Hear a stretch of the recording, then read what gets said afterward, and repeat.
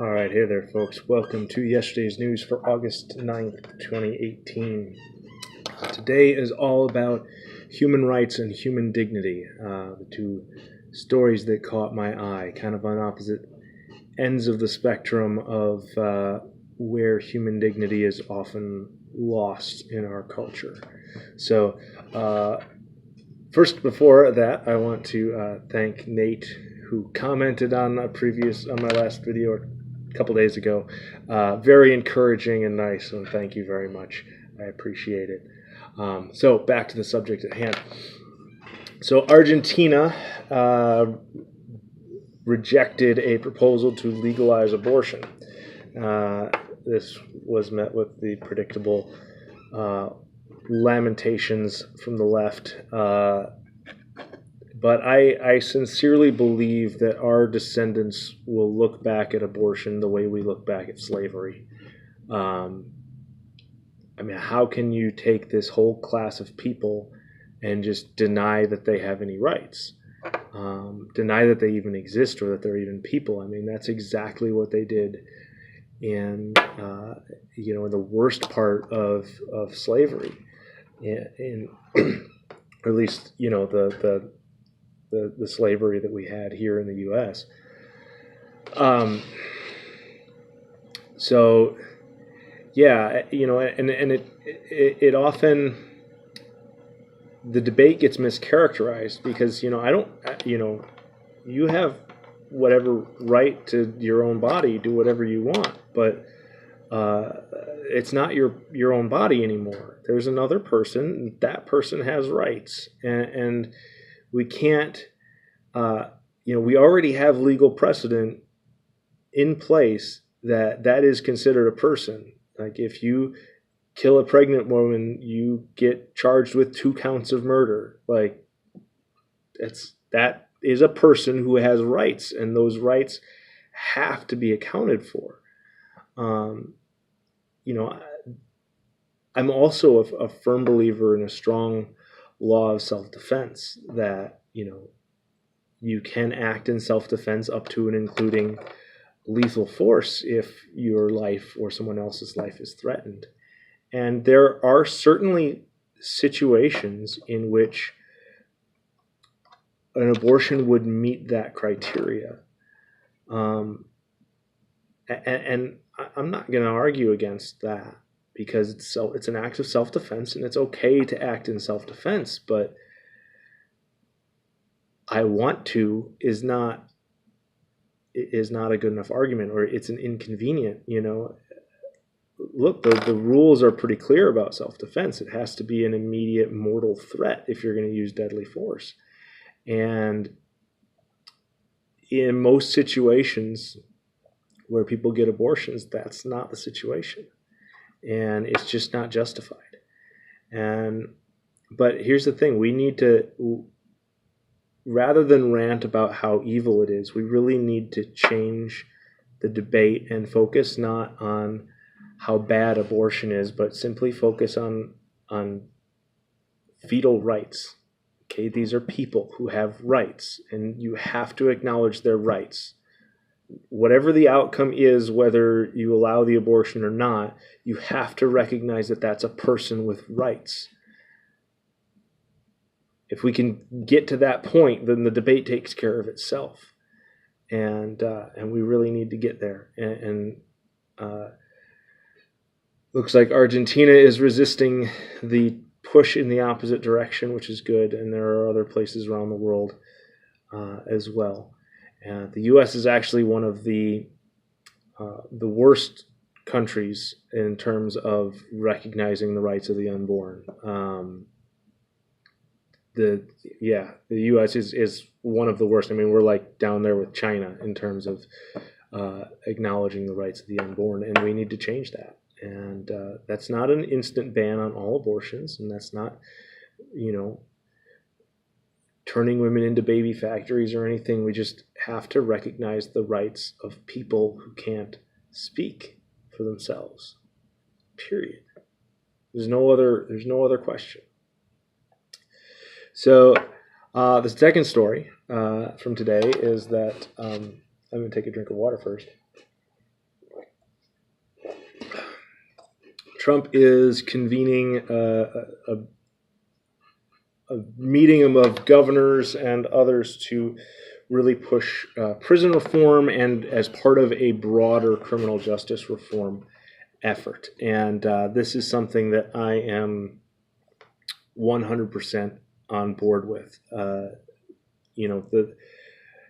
If you've had any personal interaction, I haven't had any personal interaction with the criminal justice system, but I've through the grapevine had some contact with people who've really been through the ringer and gotten a raw deal. And there's a lot of, here's the thing: bureaucracy is fundamentally corrupting. Like, it's the natural market forces that are set up in a bureaucracy drive in the direction of corruption, and the criminal justice system is not immune. And because the market forces that are at play in the criminal justice system is, we want to get our conviction rate up, we want to get, and so they structure things around winning more than they structure things around justice.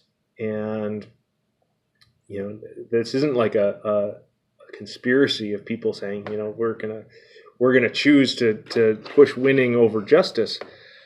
It's just what happens when winning is what gets rewarded. Because you can't really quantify justice as well as you can winning. Winning's easy to quantify. You can count wins and losses in court and promote people based on that. But if they're not making those indictments justly, or they're forcing plea bargains that are really, frankly, extortion, that's not okay, and we can't let that happen. But it's invisible, which is why I titled this video the way I did, is because this is another group of people. Yeah, they're not innocent, most of them. Nobody's really totally innocent, but even the innocent among them, we don't see it. We don't associate with it. We don't want to get mixed up with it. And the net result is that, this is another group of people whose rights are ignored because, they're criminals. Well, yeah, but even criminals deserve a fair trial. And just because you've been indicted doesn't make you a criminal. And just because you got on the wrong side of a prosecutor doesn't mean you're a criminal. And just because you've been convicted of a crime doesn't mean that, whatever happens to you is deserved. And there's a lot of, I could go on for hours about the different injustices that are rampant in our system. And from, like I mentioned, the extortive plea bargaining, so they set up mandatory minimum sentences, so they'll hold a sentence over your head of 40 years for some minor crime, and then if you get convicted, but we'll let you plea bargain for 6 months. And of course people take the plea whether they're guilty or not, because who wants to take the risk of a 30-year prison sentence, even if you're innocent? Most people don't. And unless you've got millions of dollars and hotshot attorneys, which most people don't. So that's one of the major things. There's sort of the after consequences that we don't account for. Somebody gets out of prison and then, okay, well, now they can't get a job. Basically, prison, it's a really horrible way to deal with crime. It really messes with people, and then you kick them out of prison, basically, and out into the world, and they're not prepared for that. They've been, they've basically been in slavery for some period of time. They lose skills they had, or they don't learn skills. The skills they learn are, education in the ways of criminals. And so they get out of prison and they're not equipped to handle life outside, and they end up back in prison. we're and then it doesn't get into we're treating, you know, yeah. Don't get me started on the war on drugs. That's a whole nother video. So I am very much in favor of prison reform and criminal justice reform, and it's not hard to take a step in the right direction because the system is that bad at this point. It's just like with the tax code. The tax code is, it's not my ideal, but it wasn't hard to move in the right direction from where we were. So this is one of those places where it's not hard to move in the right direction from where we're at. So the fact that the president is putting any effort towards it whatsoever is almost certainly a positive. So, so I just want to end by, encouraging you to remember those silent people and those lost people, the people that you don't see, the people you don't want to see sometimes. They're people too. To be cliche, they're also created in the image of God, if you believe that, which half the human population does. If you combine, anyways. So every individual human life is sacred, no matter how dysfunctional or broken it is. There are times when violence is justified and force is justified and all those things. But that doesn't in any way diminish how sacred that life was, even when you took it justly. So just remember that as you go about in the world, that people aren't props. They're not animals. They're not obstacles. They are reflections of your Creator. They are a reflection of your ideal, even if you don't believe that they're created by God.